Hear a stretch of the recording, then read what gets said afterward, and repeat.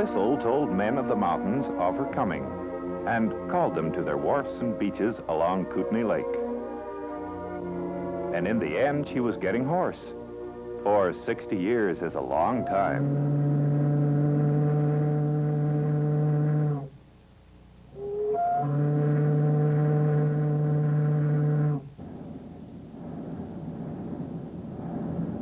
The wheelhouse was her eyes and ears and her brain.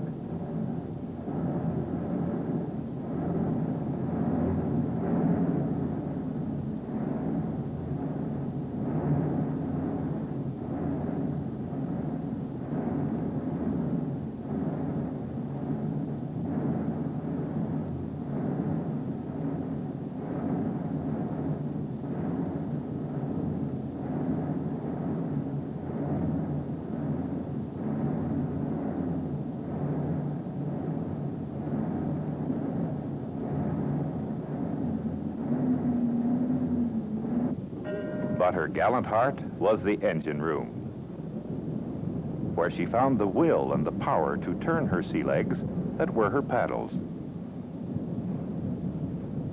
And 21 times every working minute, they shivered and clanked.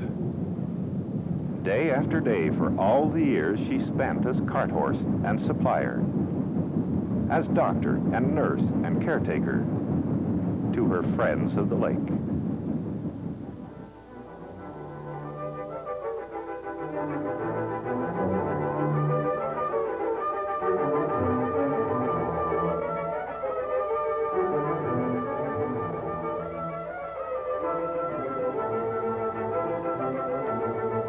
She loved her work, moving to the smelters the ore from mines with pretty names like the Bluebell.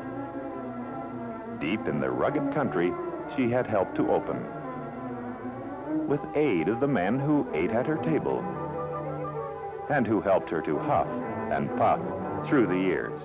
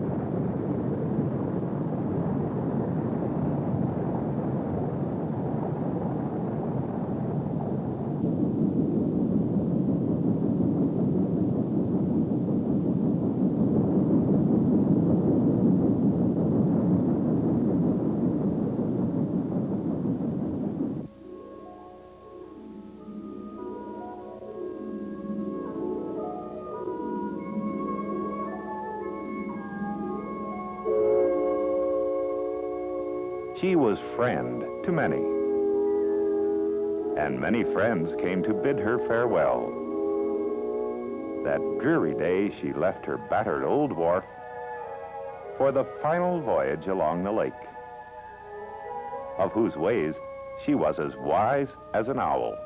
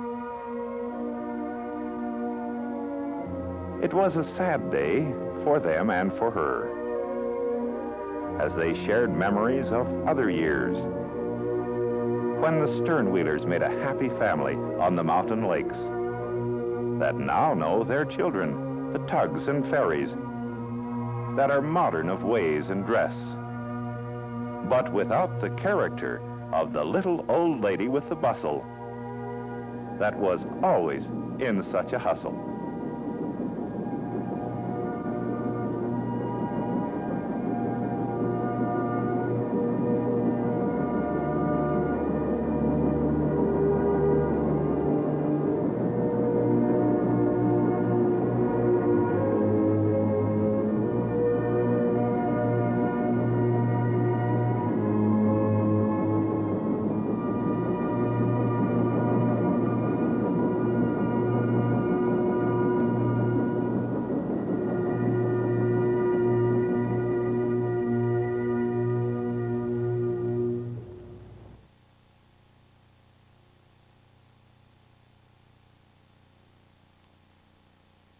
Is probably the oldest surviving passenger paddle wheeler in the world, which attests to the quality with which she was built 90 years and about 2 million miles ago. But not even the finest clear grain fur could survive the mistakes that were made when she was pulled from the water, and so time has begun to claim what Kootenai Lake could not. Well-intentioned volunteers misaligned the bulkheads in the hull with the supports on the cradle, with the result that the boat is being crushed by her own weight. Cracks have opened up in the weather decks. Weakened by decay, the roofing has split and the water pours in. Wood rot has begun to creep cancer-like throughout the ship. Restoration, therefore, is a future goal. The immediate need is for preservation. And the first step in that process is the delicate matter of straightening and stabilizing the hull.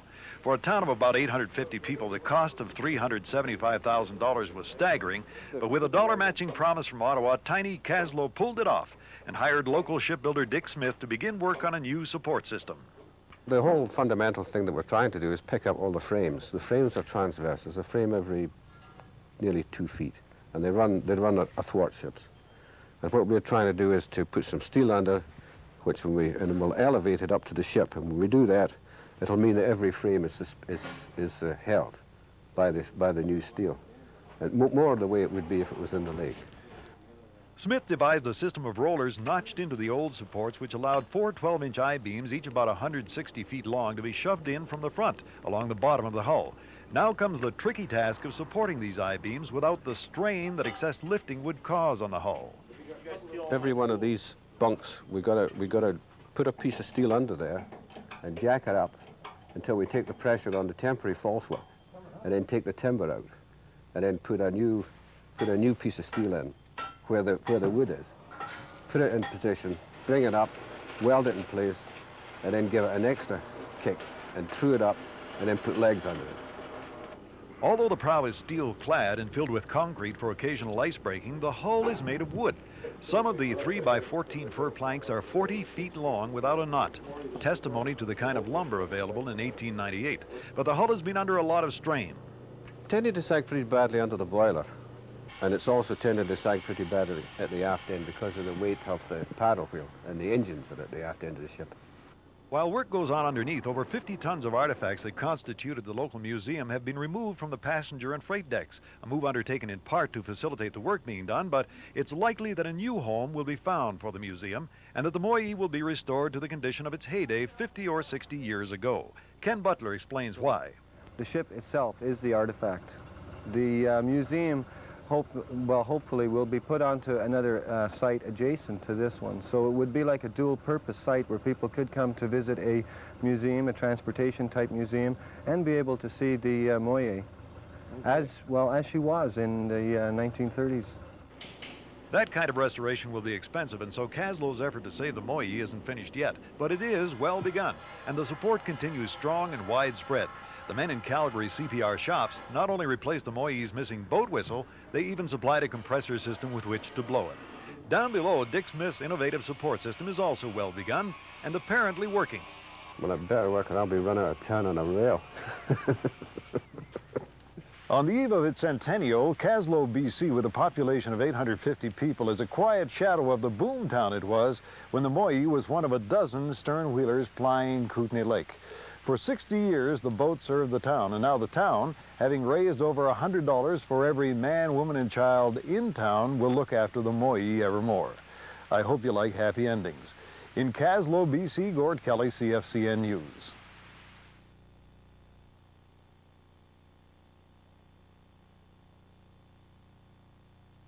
The border, up British Columbia way to the Kootenay region.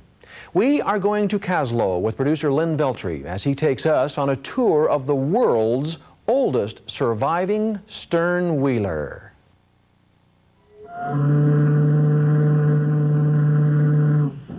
The day was April 27th, 1957. On the surface, it appeared to be just another cool and overcast early spring day on British Columbia's beautiful Kootenay Lake. Yet as history would have it, this would be no ordinary day, for this day on the lake would mark the end of an era.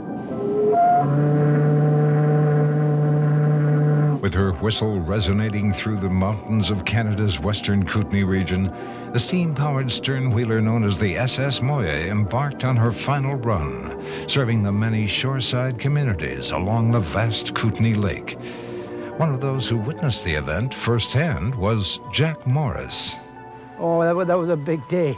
She pulled into the bay here and just blew that old whistle, and everybody in town seemed to be down on the wharf to say goodbye to her, and a lot of us were on as passengers, and we pulled into every little whistle stop where they pulled into in the earlier days, and there'd be somebody down there with a bouquet, a wreath or a bouquet of flowers and a few farewell words to the crew. The obvious affection Jack had for the old boat was a common sentiment among all those who lived along the Kootenay. For them, the retirement of the SS Moyie meant saying goodbye to an old and trusted friend, a friend that, after being launched in 1898, had served the Kootenay region well for almost 60 years, the longest service record of any stern-wheeler in Canada. It was the only transportation in those days. I mean, when these boats first started, there weren't the roads around here, and there was no way of moving the freight like it. They were the lifeblood of all the people that lived up and down the lakes, because these boats could just pull up on the beach and land anybody wherever they wanted to be. The Moyie had several careers. I mean, it first started on different runs up the lake, and she was going pretty well all the time. She was either pushing barges or, which she wasn't really designed for. But for many years, she was the freight boat. She carried all the barging and the railroad cars ahead of her. She was really doing a job that was for a tug to do, not what she did. So she was really abused the last number of years. Fortunately, as the Moyie neared retirement in the spring of 1957, there were those who were interested in her fate. One happened to be Jack Morris, who aspired to preserve the old steamer in the small farming and mining community of Caslow, BC. My role in the Moyie was that I was president of the Chamber of Commerce back in the days when the Moyie was running, and I was also on the city council here, and we got word that they were going to retire the Moyie. As I had been traveling on the Moyie since I was a small boy, I wanted to see it didn't get destroyed like all the other boats had.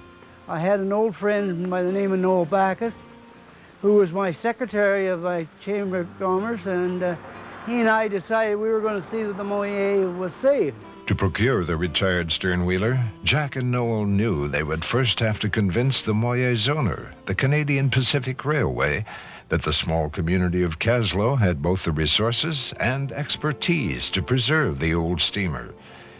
In less than 2 months, with money raised through the formation of the Kootenay Lake Historical Society and a grant from the provincial government of British Columbia, the city of Caslow raised $10,000 in support of the Moyie's preservation effort.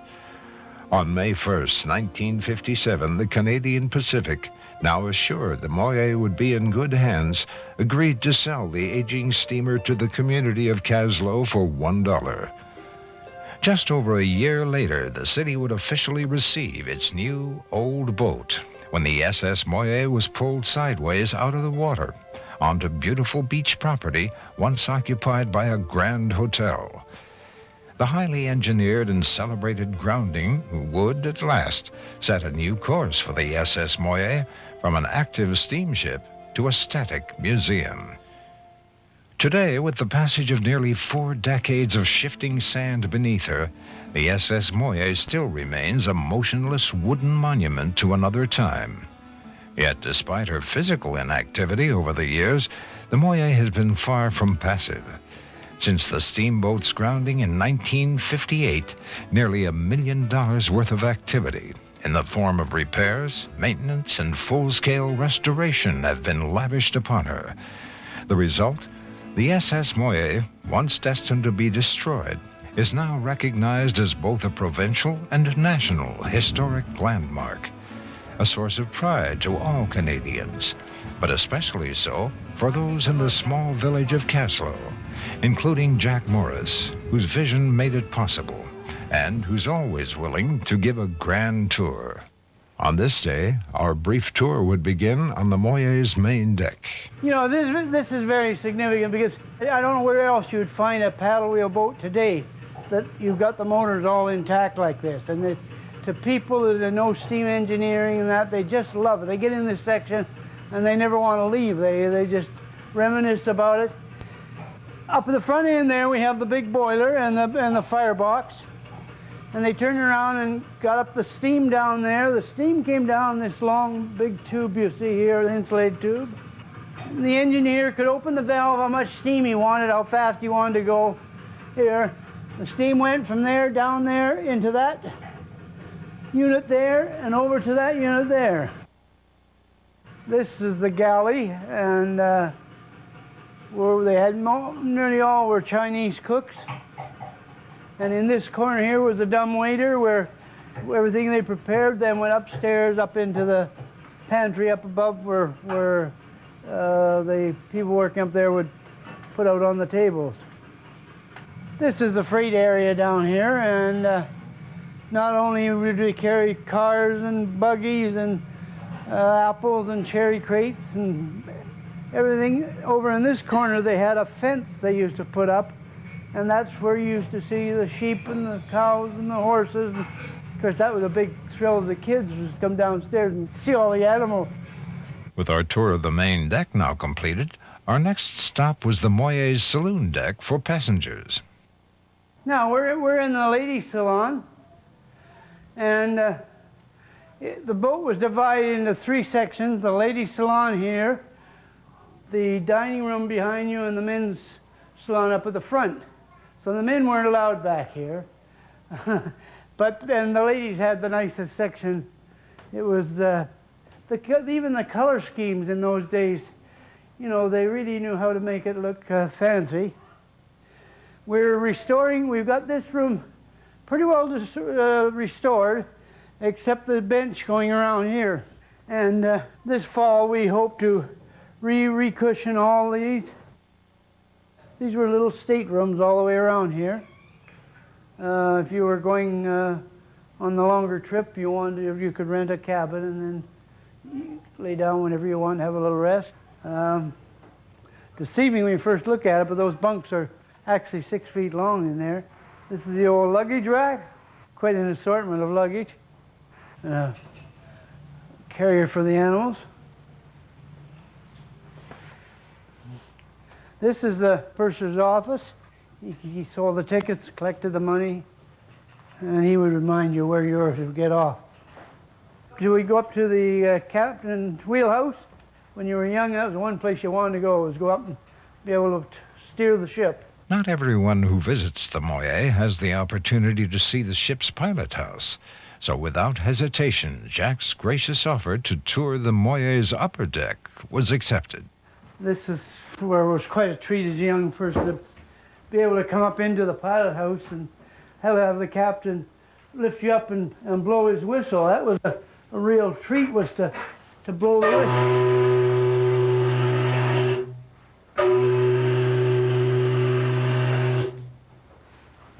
That was a real thrill when you were a boy to be able to blow that whistle. And it also allowed you to steer, because when you're out in the main part of the lake, he'd let you take the wheel. And you thought that was a real thrill to be able to, you're steering this great big ship. You might hardly ever turn the wheel, but you'll hang on to it anyway. Little did Jack Morris know then, as a young boy clinging with delight to the captain's wheel, that holding on to the Moyie would later become a lifelong ambition. And as he quietly peered out the Moyie's pilot house, ending our tour of the world's oldest surviving sternwheeler, you could sense Jack's tremendous satisfaction for a preservation effort that is still ongoing. I don't think we'll ever be totally done. You know, as we get something completed, something we started 10 years ago, it now has to be redone. But it's a great satisfaction to me. I mean, it was something that we dreamt that we'd like to save it. I never dreamt just how far we were going to go with it. All I knew is we wanted to save this boat. The Moyie over the years has proven to be a major tourist attraction for Kaslo and the surrounding area. It's estimated that over 20,000 people tour the historic sternwheeler each year. The Moyie is open for public inspection daily from May through September. Well, our thanks to our producers this time around, Bob Lawrence, Lynn Veltri, and Scott McKinnon, for their insightful stories.